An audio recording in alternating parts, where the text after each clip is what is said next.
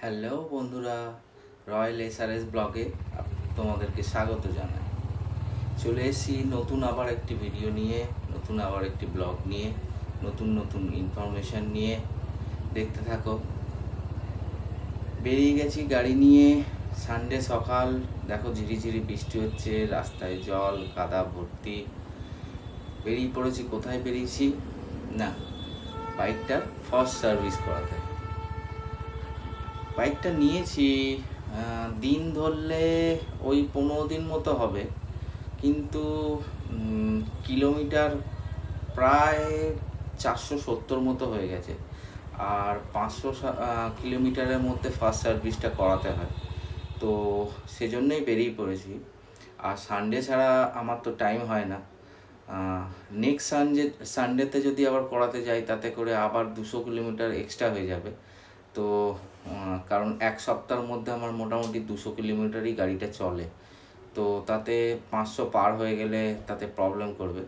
সেজন্য এই সানডেতে বৃষ্টি হচ্ছে, তারপরেও গাড়িটা নিয়ে বেরিয়ে পড়েছি সার্ভিস করাতে। তারপর দেখা যাক সার্ভিসের কি এক্সপিরিয়েন্স থাকে, সবটুকু শেয়ার করব, তোমরা দেখতে থাকো। আচ্ছা, আমার মতো যারা যারা লোয়ার সিসির বাইক থেকে এই হান্টার কিনেছো বা রয়্যাল এনফিল্ডের অন্য কোনো বাইক কিনছো, তারা ঠিক বুঝতেই পারবে আমার এক্সপিরিয়েন্সটা। কিন্তু যারা কেনুনি তাদের উদ্দেশ্যে বলি যে আমার কাছে অ্যাপাচি 160 ছিল।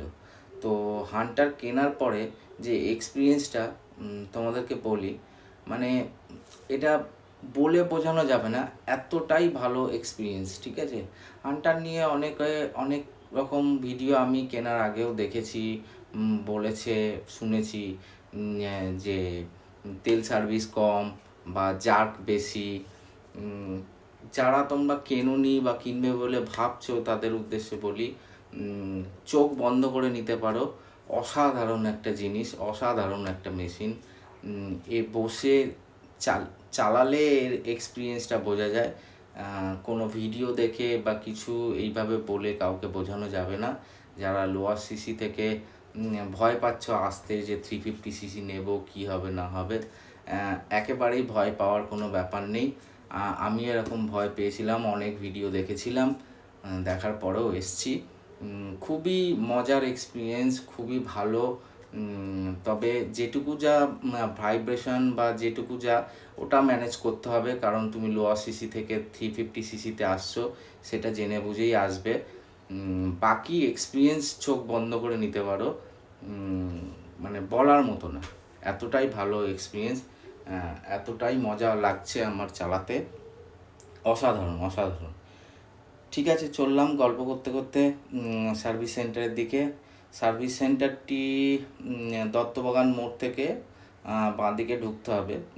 তো এই অর্ধেক রাস্তা চলেই এসেছি, লেক টাউনের সিগন্যালটা পার করছি, আর একটুখানি গেলেই চলেই আসব। তো তার মাঝখানে এই গল্প করতে করতে যাওয়া যাক। আর এই অল্প একটু গেলেই পৌঁছেই যাব। তো দেখো, আর পুরোটা দেখাতে পারলাম না, কারণ আমার ক্যামেরার লেন্সে জল পড়ে ভিডিওটা নষ্ট হয়ে গেছে বলে ডিরেক্টলি সার্ভিস সেন্টারেই এসে দেখাচ্ছি। সার্ভিস সেন্টারে আমি পৌঁছে গেছি।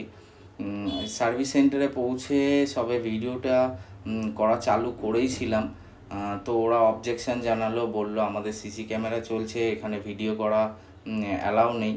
তো অনেকবার রিকোয়েস্ট করাতেও ওরা ভিডিও করতে দিল না। তবুও বন্ধুরা তোমাদেরকে জানাই কি কি হয়েছে, ফার্স্ট সার্ভিসে কি কি হয়। যেটা যেটা করলো সেটা হচ্ছে চেনটাকে টাইট করলো, তারপরে আমার তো ইঞ্জিন গার্ড বা সাম গার্ড যেটাই বলো সেটা ফিটিং করা ছিল, তো সেটাকে খুললো, খুলে যে পুরনো ইঞ্জিন অয়েল বা ওটাকে ড্রেন করলো।